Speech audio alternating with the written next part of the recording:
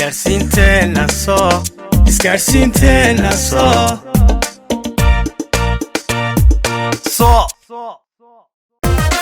internetka gashada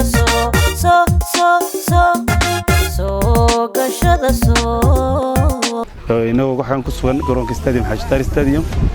xulkii gobolka Awdal isku diyaarinay ciyaaraha gobolada 2020 bisha ka furmaya Hargeysa runtii waxa maanta soo booqday shirkadda weyn ee Sam Cable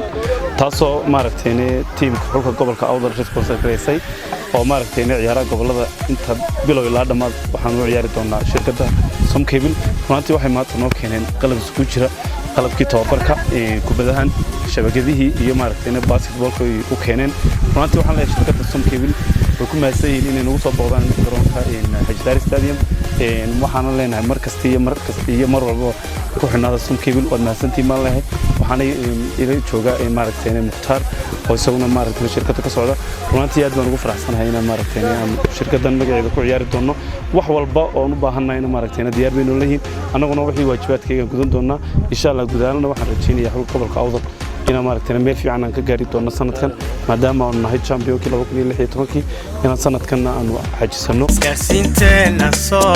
isgaarsiinteena soo